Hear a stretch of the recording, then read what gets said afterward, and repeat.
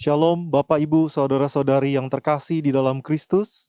Selamat beribadah secara online di Gereja Presbyterian Evangelical Indonesia. Sebelum kita mulai ibadah online kita, mari kita mengambil saat teduh sejenak. Saat teduh dimulai.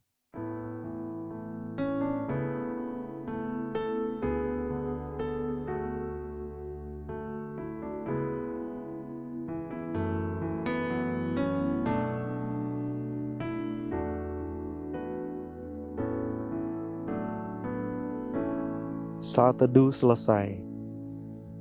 Mari kita bangkit bersama-sama, bangkit berdiri dan menaikkan pengagungan bagi Tuhan Tritunggal dengan pujian hormat bagi Bapa Sorga.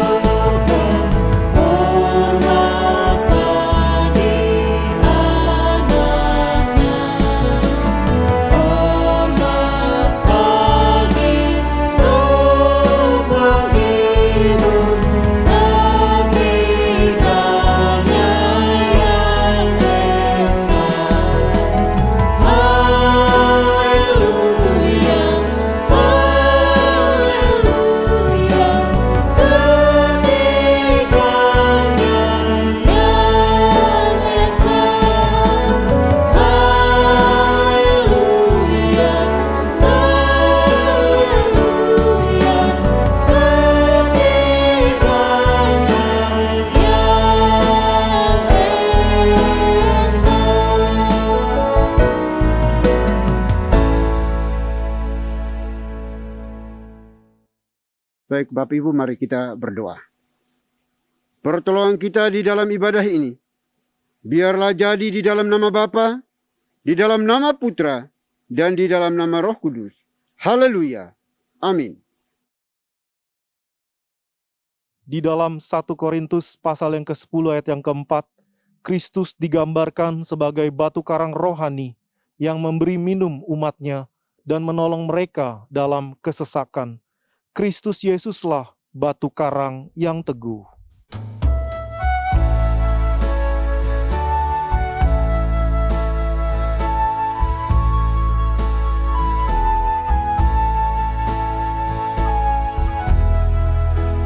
Batu karang yang teguh, kau tempatku berteduh, karena dosaku berat dan kuasanya menyesat.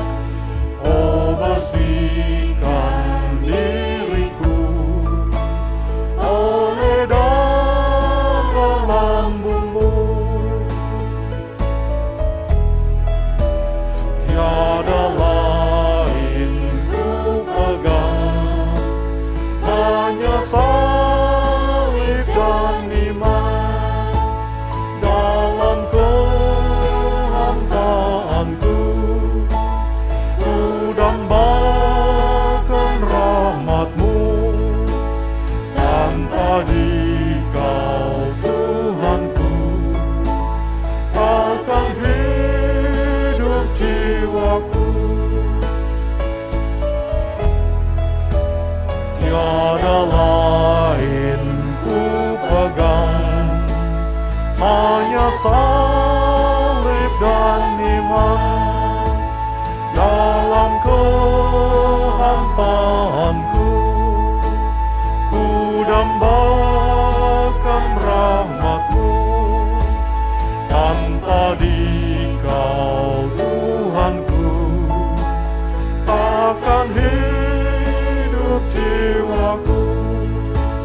Tanpa Dikau Tuhanku, takkan hidup jiwaku.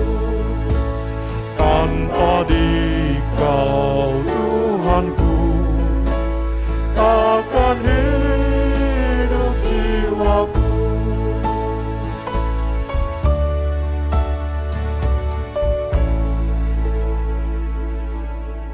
Bapak dan Ibu dipersilakan duduk kembali. Baik Bapak Ibu, mari kita datang ke hadapan Tuhan dengan rasa sesal dan juga dengan rasa malu dan dengan segala kerendahan hati kita. Mari kita mau mengakui akan dosa-dosa kita secara pribadi di hadapan Tuhan kita yang Maha Tahu. Mari kita berdoa. Bapa di sorga, Bapa yang kami sembah, kami kenal di dalam Tuhan kami Yesus Kristus. Terima kasih untuk kesempatan hidup hari ini, sehingga kami anak-anak-Mu boleh diizinkan Tuhan untuk beribadah kepada-Mu. Dan sebelum kami melanjutkan ibadah ini, kami mau mohon ampun atas semua dosa, kejahatan, kebobrokan, kenajisan kami yang kami lakukan di hadapan Tuhan, baik sengaja maupun tidak sengaja, terhadap pimpinan kami, bawahan kami, suami istri, anak-anak kami, rekan-rekan sepelayan sekerja kami dimanapun mereka berada.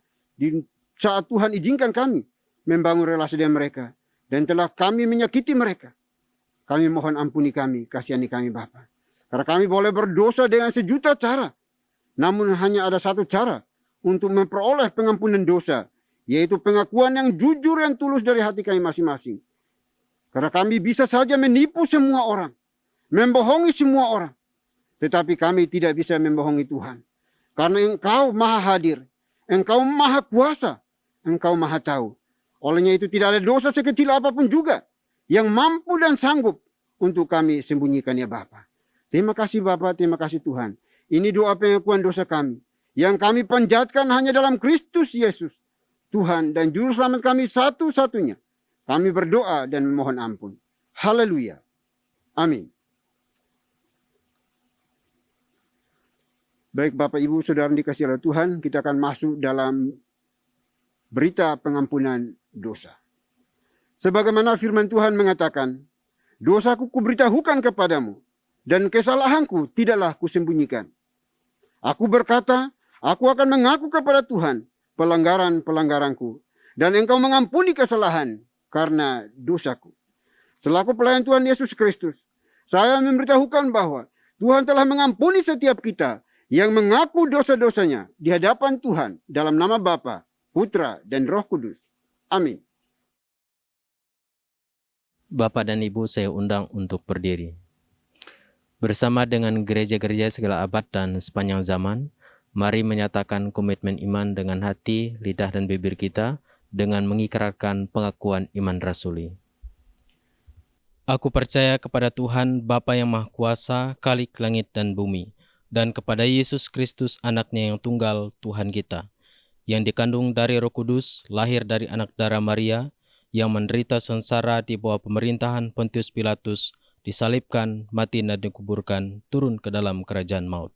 Pada hari yang ketiga, bangkit pula dari antara orang mati, naik ke sorga, duduk di sebelah kanan Tuhan, Bapa yang Maha Kuasa. Dan dari sana ia akan datang untuk menghakimi orang yang hidup dan yang mati. Aku percaya kepada Roh Kudus, gereja yang kudus dan am, persekutuan orang kudus, pengampunan dosa, kebangkitan tubuh dan hidup yang kekal. Amin.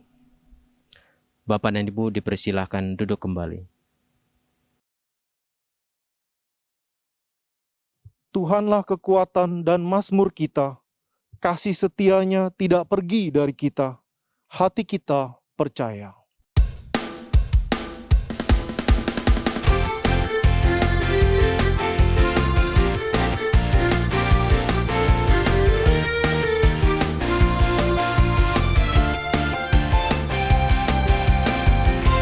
Tuhanlah kekuatan dan mazmurku,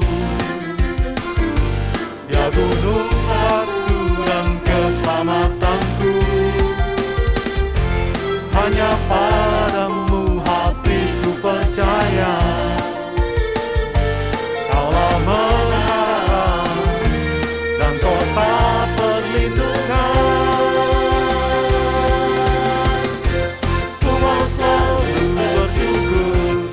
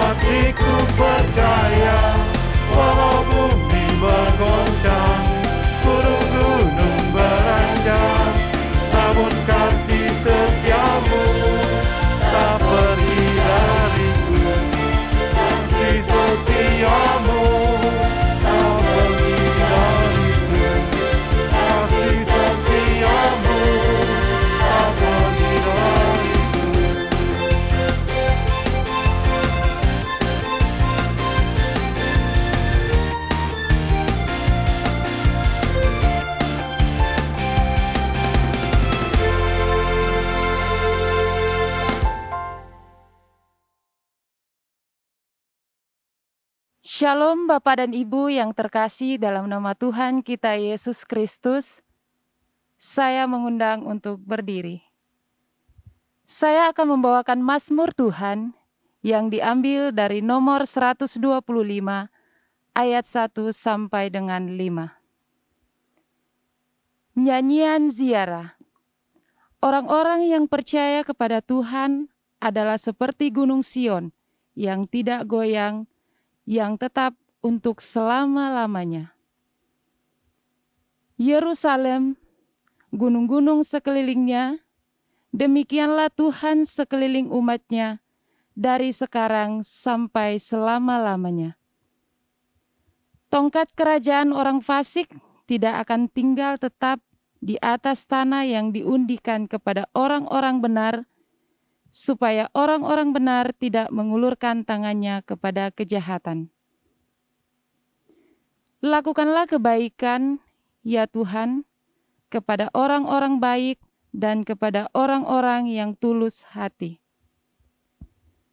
Tetapi orang-orang yang menyimpang ke jalan yang berbelit-belit, kiranya Tuhan mengenyahkan mereka bersama-sama orang-orang yang melakukan kejahatan.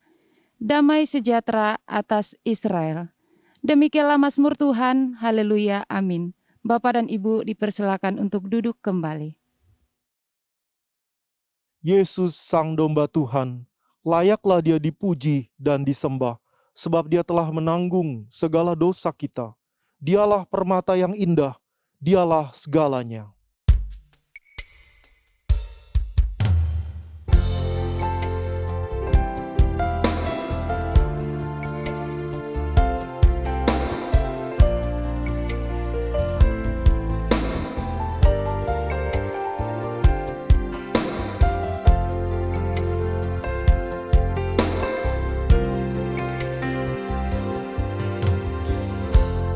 You are my strength when I am weak. You are the treasure that I seek. You are my all in all. Seeking you as a precious jewel, Lord, to give up I'd be a fool. You are my all in all.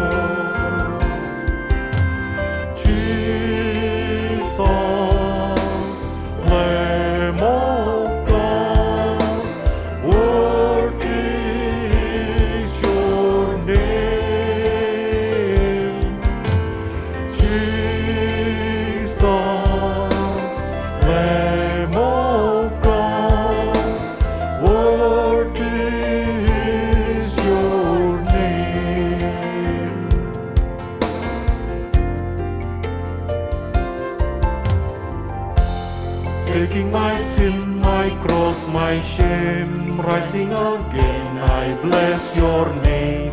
You are my all in all. When I fall down, you pick me up. When I am dry, you fill my cup.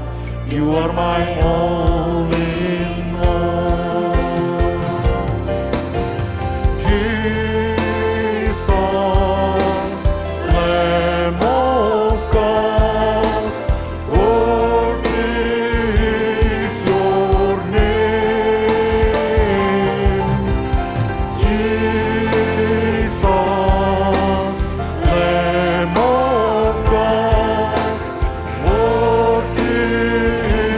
Your name.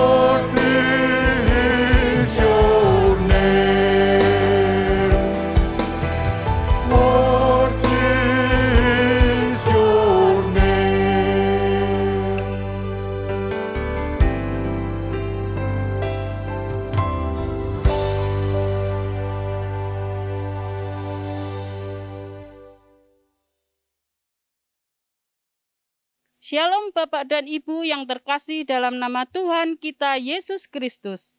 Saya mengundang untuk berdiri. Saya akan membacakan firman Tuhan yang diambil dari Yohanes pasal 10 ayat 40 sampai dengan 42. Kemudian Yesus pergi lagi ke seberang Yordan, ke tempat Yohanes membaptis dahulu. Lalu ia tinggal di situ. Dan banyak orang datang kepadanya dan berkata, Yohanes memang tidak membuat satu tanda pun, tetapi semua yang pernah dikatakan Yohanes tentang orang ini adalah benar. Dan banyak orang di situ percaya kepadanya. Demikianlah firman Tuhan. Haleluya. Amin. Bapak dan Ibu dipersilahkan untuk duduk kembali. Bapak, Ibu, Saudara yang terkasih di dalam Tuhan Yesus Kristus,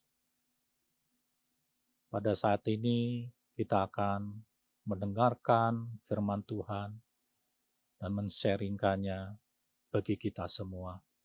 Sebelumnya, biarlah kita berdoa bersama pada saat ini. Mari kita berdoa.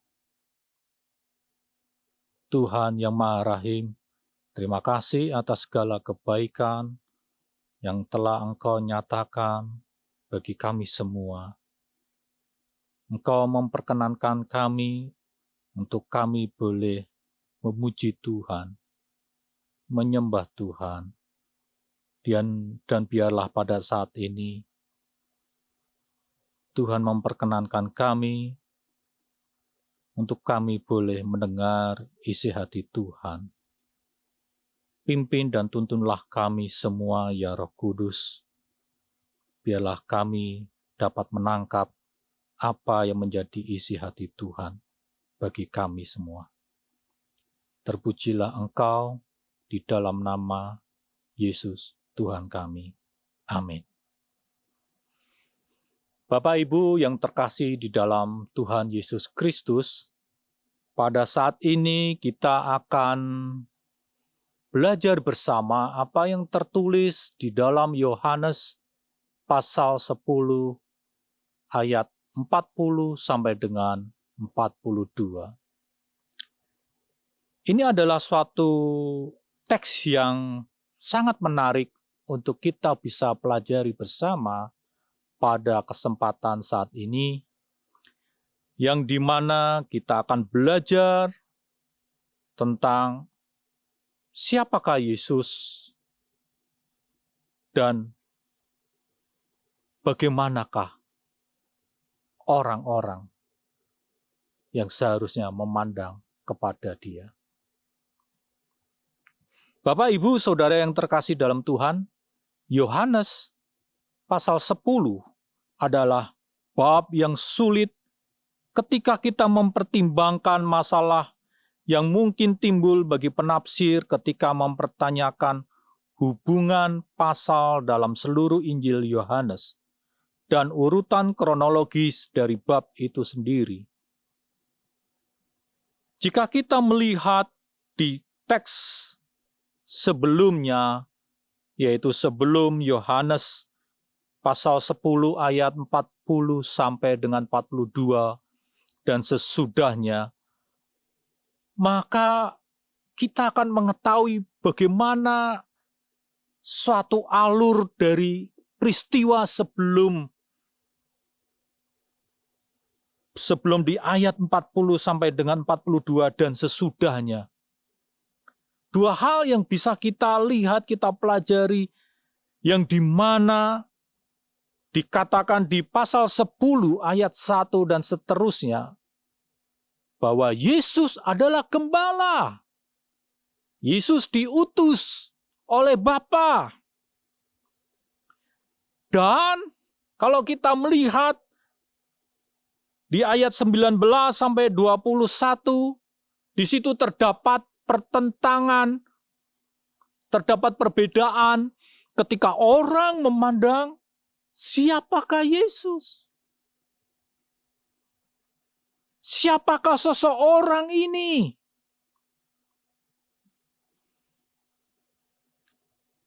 Dan dari pertentangan, perbedaan-perbedaan dari pandangan orang-orang tentang Yesus, maka kita melihat di ayat 22 sampai dengan 39, kita akan melihat bahwa banyak orang yang menentang Yesus. Banyak orang yang menolak Yesus. Bahkan banyak orang yang ingin menangkap Yesus. Salah satu hal yang kita menjadi pengantar kita sebelum masuk di ayat 40 sampai dengan 42 adalah ketika dituliskan di ayat 34 dikatakan, tidakkah ada tertulis dalam kitab Taurat kamu, aku telah berfirman, kamu adalah Tuhan?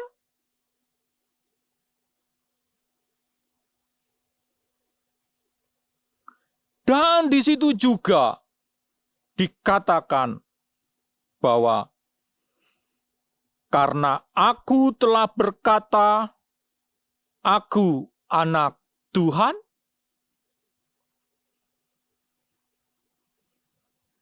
maka perkataan-perkataan ini mengundang reaksi kepada orang-orang yang berlawanan, bahkan yang membenci Yesus dan mengatakan, dia menghujat Tuhan. Dia menghujat Tuhan.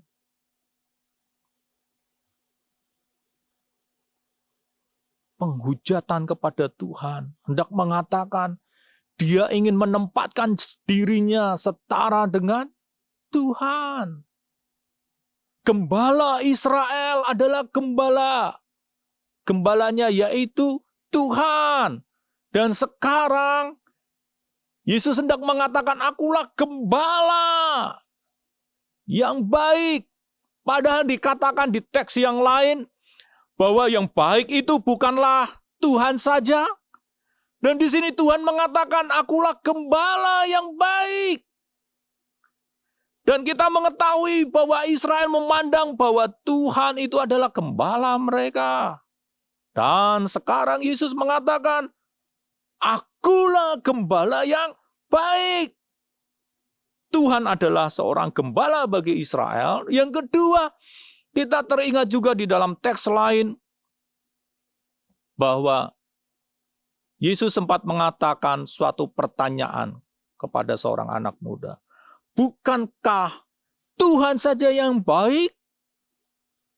Kalau dua ini digambarkan bahwa semuanya tertuju kepada Tuhan, maka ketika Yesus mengatakan, aku adalah gembala yang baik, maka orang-orang tidak salah ketika mengatakan, siapakah dia? Dia menghujat Tuhan. Maka daripada itu, kalau di dalam konteks Indonesia ada kata menghujat, menghina, maka langsung dilaporkan ke kepolisian. Untuk apa? Diproses secara hukum. Untuk apa? Supaya tentunya dihukum. Menghujat, menghina, merendahkan.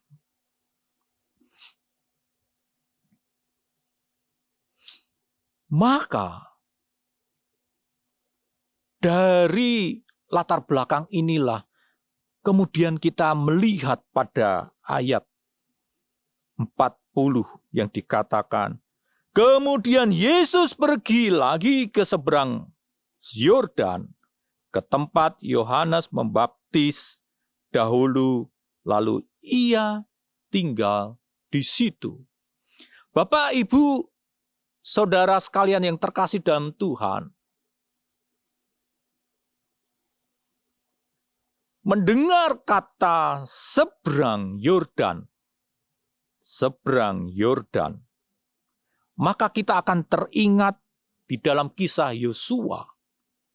Ketika Yosua mau masuk ke tanah Kanaan, menyeberang sungai Yordan. Yosua bersama dengan orang-orang Israel. Ada suatu mujizat Tuhan yang ditampilkan di situ. Yang dimana tanah menjadi kering dan Yosua bersama dengan orang-orang Israel dapat melewati sungai Yordan dan memasuki tanah Kanaan. Jadi ada mujizat yang Tuhan berikan.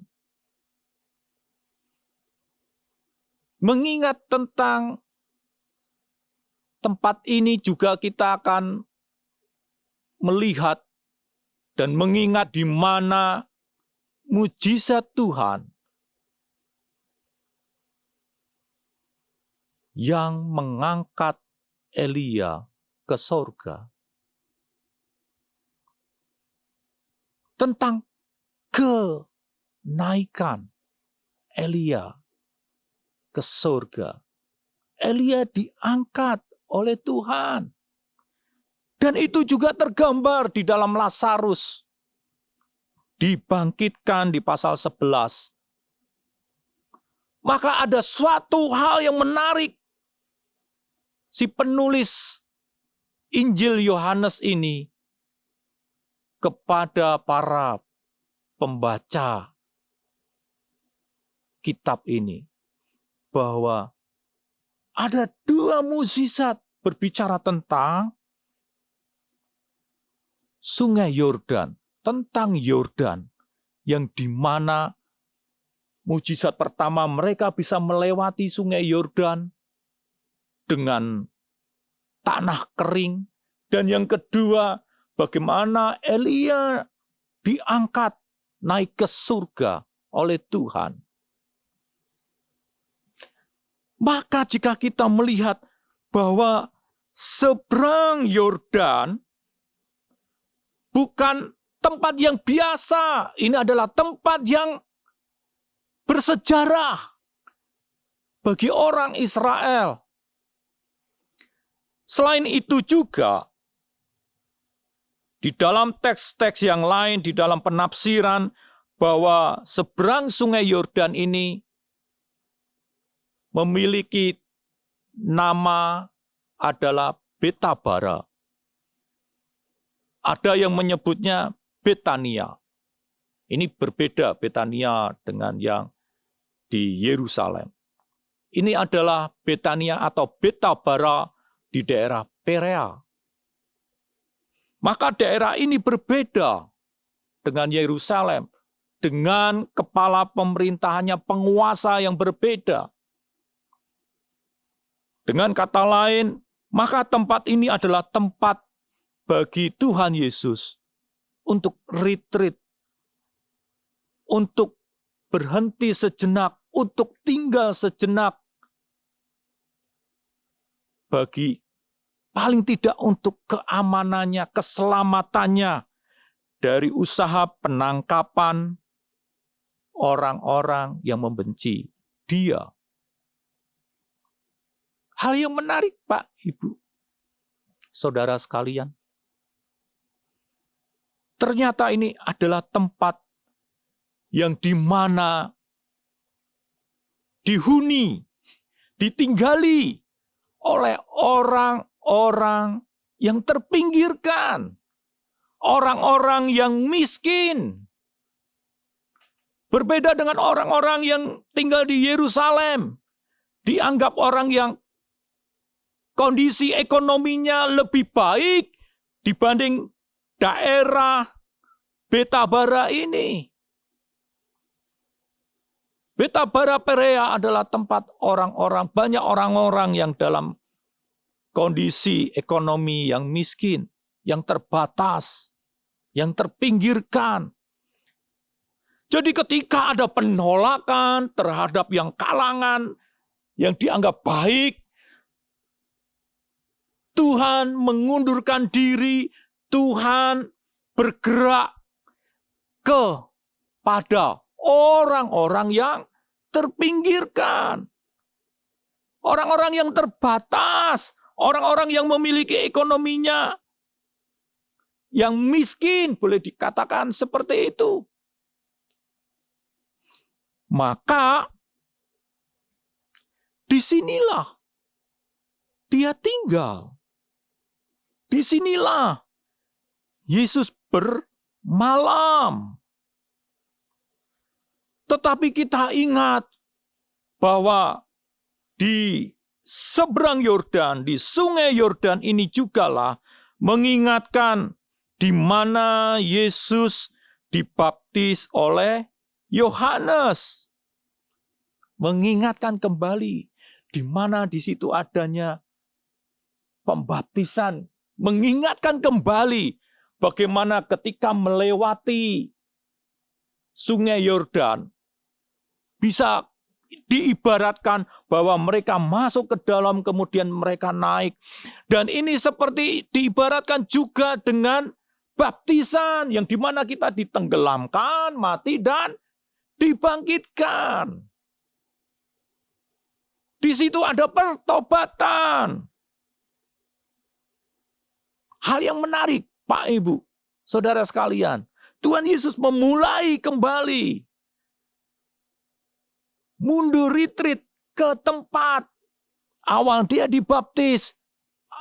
Awal di mana Roh Kudus seperti burung merpati ada di dalamnya. Maka dengan demikian Pak Ibu, dari di belakang dari peristiwa ini, maka saya ingin memberikan ada paling tidak 3 kelompok di dalam ayat 40 sampai dengan 42, yaitu yang pertama, banyak orang, dikatakan di dalam teks ini, di ayat 41, banyak orang, dan di ayat 42 dikatakan di situ, banyak orang. Yang kedua adalah Yohanes, yang kita kenal Yohanes Pembaptis, dan yang ketiga adalah Yesus. Jadi ketika ada suatu kelompok ini yang disampaikan oleh si penulis Injil Yohanes, maka ketika Yesus tinggal di situ, maka banyak orang datang kepadanya. Jadi orang-orang yang terbatas tadi, orang-orang yang miskin, orang-orang yang tidak mampu, datang kepada Yesus, dan mereka berkata, ya Yohanes tadi, walaupun Yohanes tidak memiliki mujizat atau tidak membuat suatu tanda mukjizat, dikatakan di ayat selanjutnya, hanya yang dikatakan Yohanes tentang orang ini adalah benar. Banyak orang, yaitu orang yang miskin, terbatas, orang yang tidak mau, yang terpinggirkan, mereka datang kepada Yesus dan mereka mengingat perkataan dari Yohanes tentang siapa? Tentang orang itu, yaitu Yesus, yang dikatakan bahwa orang ini adalah benar. Jadi saya ingin mengatakan Bapak, Ibu, Saudara sekalian yang terkasih dari Tuhan. Orang banyak datang kepada Yesus dan mereka mengingat dari perkataan seorang nabi. Walaupun mereka melihat tidak ada satu tanda pun yang dilakukan, yang dibuat. Tetapi dalam konteks ini, Yohanes dipakai oleh Tuhan untuk mengatakan yang benar tentang Yesus.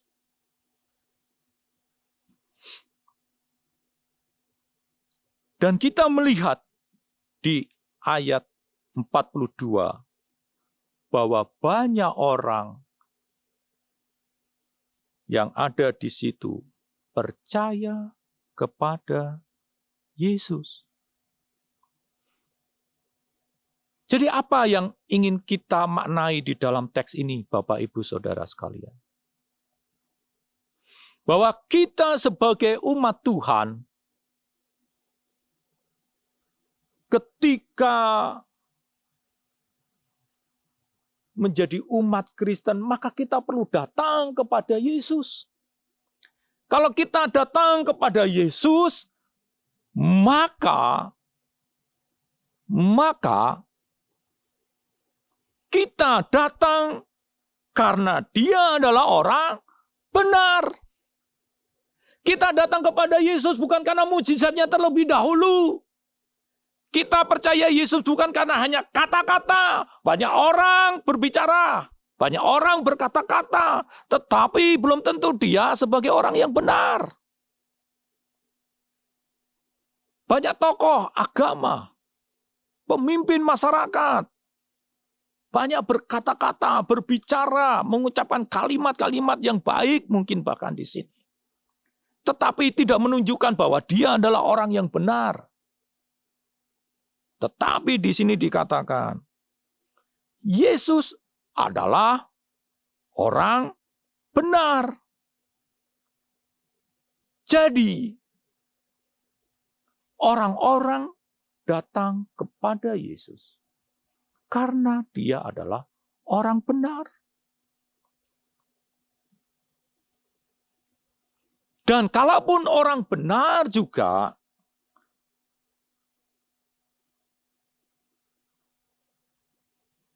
dan ini menunjukkan di ayat yang sebelumnya yang dikatakan bahwa gembala yang baik. Aku datang dari Bapakku, aku anak Tuhan, gitu kan. Dan si penulis Injil ingin mengatakan dari hal yang dikatakan tentang Yesus, maka itu adalah benar.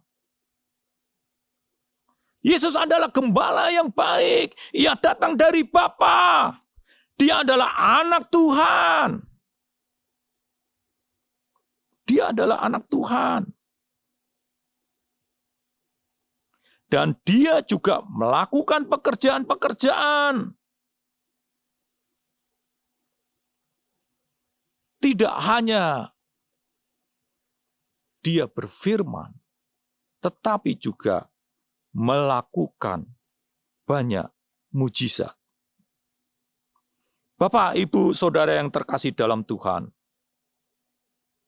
hal yang lain dapat kita pelajari adalah siapapun kita ketika kita ditempatkan seperti Yohanes Pembaptis, kita dipakai sebagai alat Tuhan, kita dipakai sebagai sarana Tuhan di dalam dunia ini, bagi orang-orang di sekeliling kita. Yohanes Pembaptis tidak menampilkan sesuatu sosok yang luar biasa.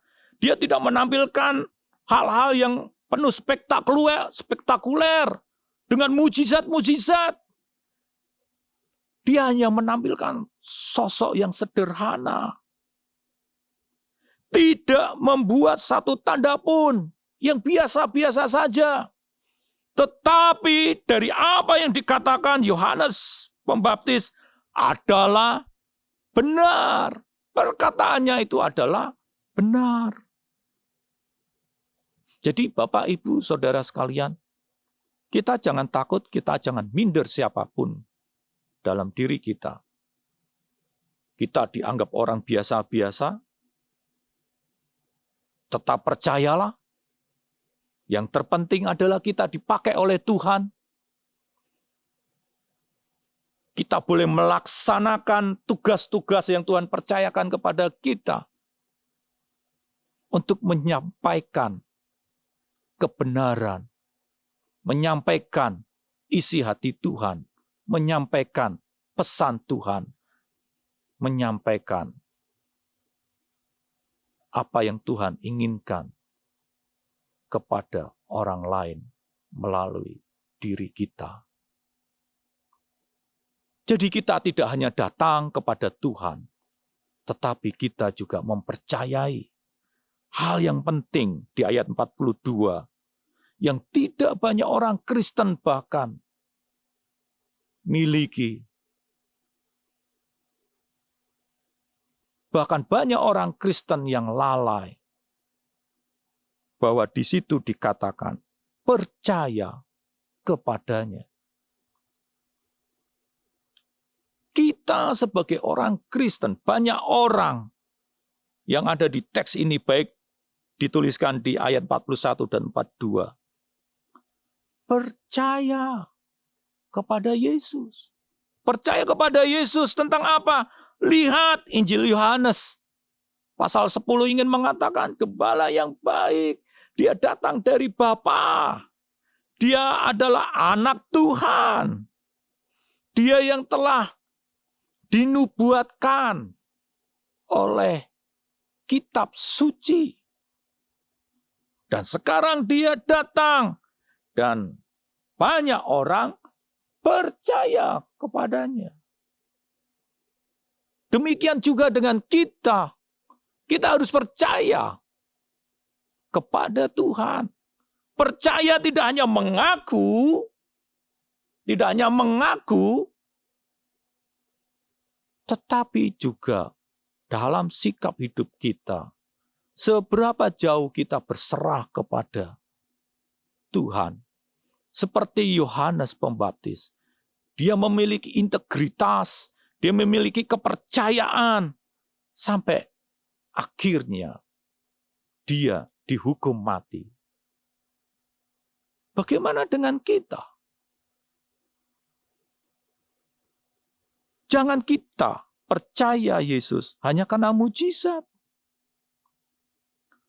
Jangan kita hanya percaya Yesus karena kita mulut tahu Yesus adalah Tuhan.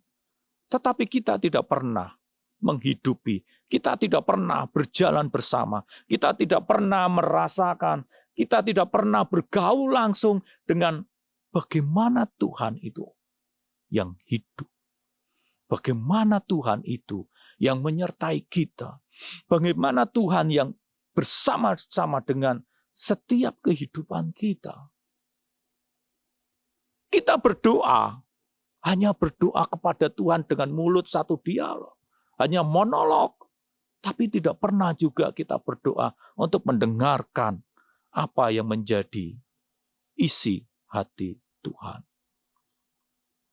Jika Tuhan itu adalah hidup, maka jika dia berbicara kepada umatnya pada masa lalu, maka dia juga akan berbicara kepada umatnya pada masa sekarang.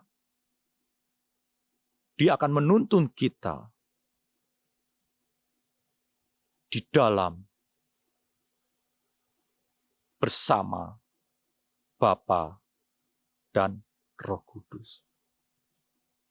Itu yang akan membuat kepercayaan kita tidak hanya di mulut atau sesuatu kepercayaan kepada Tuhan itu seperti seorang dukun. Hanya karena kita perlu saja. Tetapi kita tidak mau berserah kepada Tuhan. Kita tidak mau berserah, menyerahkan dan bertindak seperti apa yang Tuhan kehendaki dalam diri kita. Jika demikian, apa yang harus kita lakukan? Bertanyalah kepada Tuhan. Aku sudah menjadi orang Kristen. Aku sudah percaya Tuhan. Tetapi bertanyalah juga kepada Tuhan. Tuhan, apa yang harus aku lakukan? Nyatakanlah kehendak-Mu di dalam hidupku. Selamat berjuang, Bapak, Ibu, Saudara sekalian. Amin. Mari kita berdoa. Terima kasih atas segala kebaikan Tuhan dalam hidup kami. Biarlah kami datang kepada Tuhan terus-menerus. Biarlah kami juga mempercayai hidup kami kepada Tuhan. Walaupun dalam kehidupan kami seperti biasa-biasa saja. Walaupun apa yang kami miliki seperti biasa-biasa saja. Kami tidak memiliki talenta, karunia seperti orang lain yang begitu luar biasa. Tetapi Tuhan, kami tetap bersyukur sejauh Tuhan memakai kami, sejauh Tuhan hidup di dalam kami, dan kami boleh menjadi saksi Tuhan. Kami boleh menyatakan kebesaran Tuhan bagi orang-orang di sekeliling kami. Ajarlah kami Tuhan, penuhi dan bimbinglah kami. Paksa kami untuk taat kepada Tuhan, untuk kami tidak menyakiti hati Tuhan. Jadilah setiap kehendak-Mu di dalam hidup kami semua, umat-umat Tuhan. Kami rindu Tuhan memakai kami. Kami rindu itu Tuhan terjadi dalam hidup kami. Inilah doa dan permohonan kami.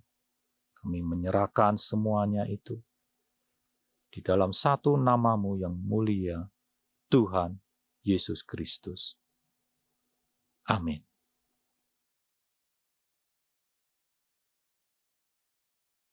Bapak, Ibu, saudara-saudari yang terkasih di dalam Kristus, kepada kita diberikan kesempatan untuk memberikan persembahan yang terbaik bagi Tuhan.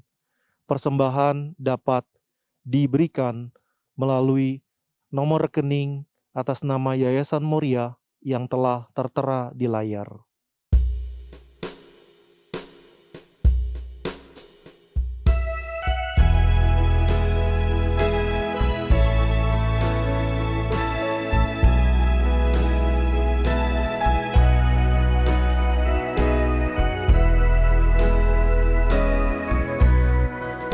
I know the Lord will make a way for me.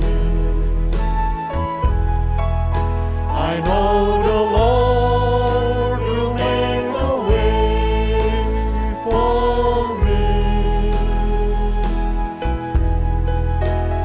If I look to Him and pray, darkest night will come today. I know the Lord will make a way for me. I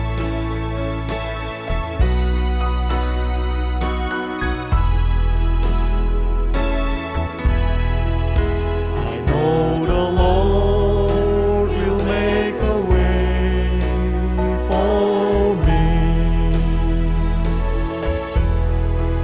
I know the Lord will make a way for me. If I look to Him and pray, darkest night will come today. I know the Lord will make a way for me. I know the Lord will make a way for me. I know the Lord will make a way for me.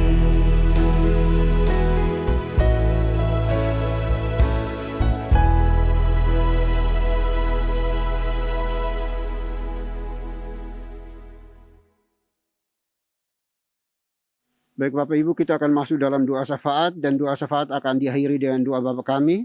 Bapak Ibu dipersilahkan bangkit berdiri untuk kita ucapkan secara bersama-sama. Mari kita berdoa. Bapa di surga, Bapa yang kami kenal di dalam Tuhan kami Yesus Kristus, kembali kami mengucap syukur dan terima kasih ya Bapa atas cinta kasih-Mu. Engkau perkenankan kami hadir hari ini di dalam ibadah ini. biarlah kiranya ibadah ini berkenan di hadapan Tuhan. Terima kasih ya Bapa untuk pujian sembah kami pada hari ini. Terima kasih juga untuk firman Tuhan yang sudah disampaikan, diberitakan, dikabarkan oleh abdimu, Pastor Bobby Kurniawan. Kiranya firman-Mu tidak berlalu begitu saja, melainkan mendapat tempat di hati kami masing-masing pribadi. Terima kasih Bapa di surga. Kami berdoa kiranya Tuhan berkati anak-Mu, abdimu, di dalam kehidupan pribadi, pekerjaan, pelayanan, rumah tangganya. Engkau sendiri membuat menjadi berhasil. Terima kasih Tuhan.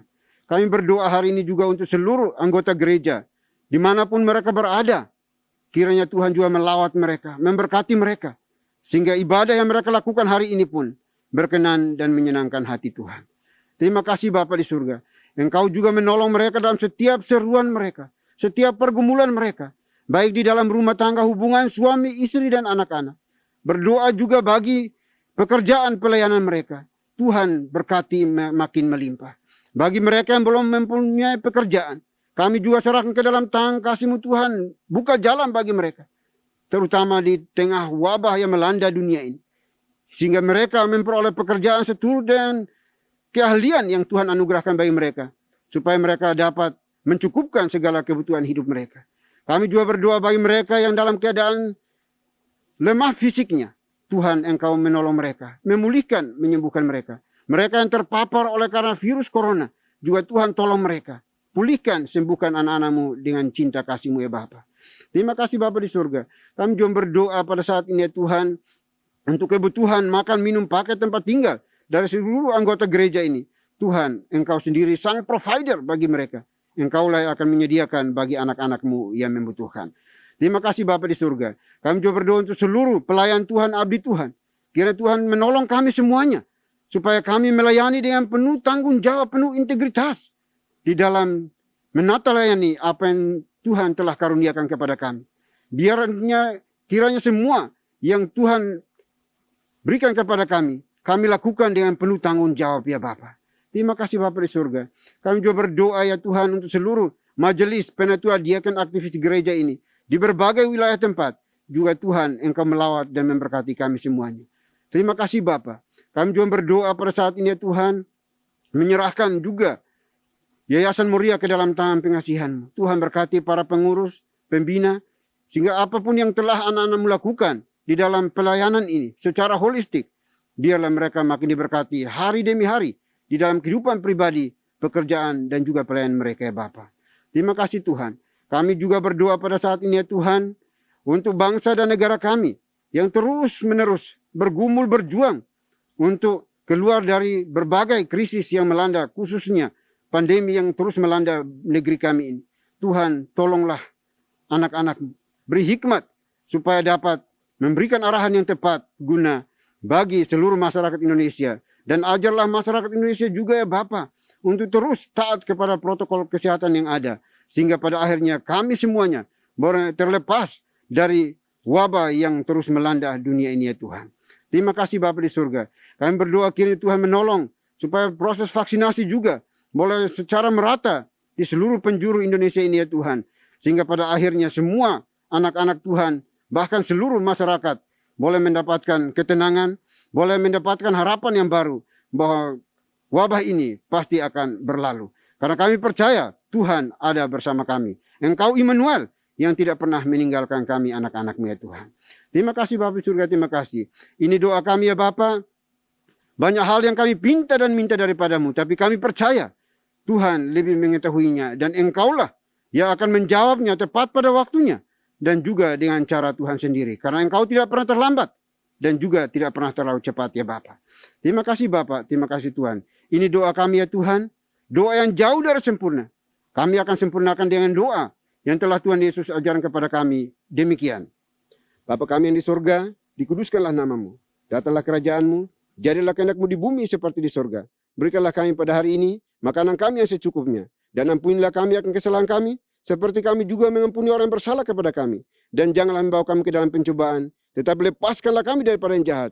Karena Engkau yang punya kerajaan, dan kuasa, dan kemuliaan, sampai selama-lamanya. Amin.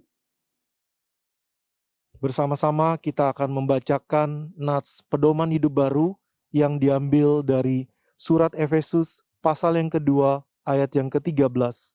Kita bacakan bersama dalam hitungan yang ketiga. 1, 2, 3. Tetapi sekarang di dalam Kristus Yesus, kamu yang dahulu jauh sudah menjadi dekat oleh darah Kristus. Amin. Doksologi. Puji Tuhan sumber berkat, puji Dia suru makhluk, puji Dia suru sorga, Bapa, Anak, Roh Kudus.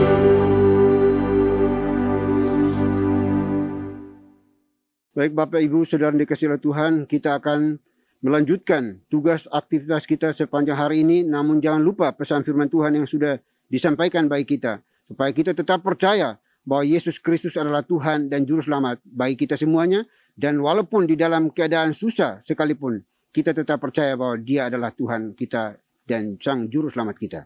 Olehnya itu, persiapkan hati kita dan terimalah berkat Tuhan. Kiranya anugerah damai sejahtera yang datangnya dari Bapa di sorga, dari Tuhan kita Yesus Kristus, serta penyertaan pimpinan kuasa Roh Kudus, memimpin, menuntun, menyertai kita senantiasa, mulai hari ini sampai selama-lamanya. Haleluya. Amin.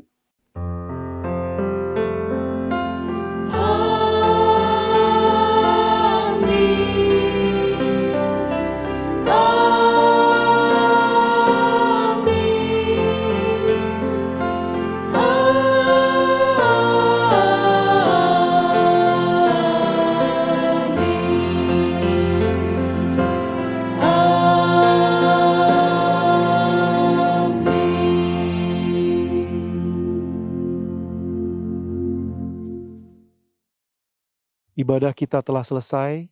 Bapak dan Ibu, saudara sekalian, dipersilakan duduk kembali dan mengambil saat teduh. Tuhan Yesus memberkati.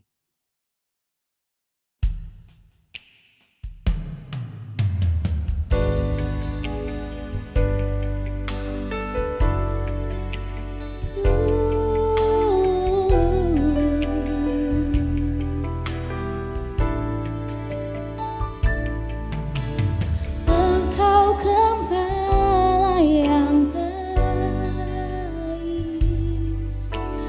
Kau menuntun hidupku dan bawaku ke air tenang, menyegarkan jiwaku. Sekalipun ku berjalan dalam lembah kekelaman, tak akan gentar ku melangkah, sebab Engkau besertaku.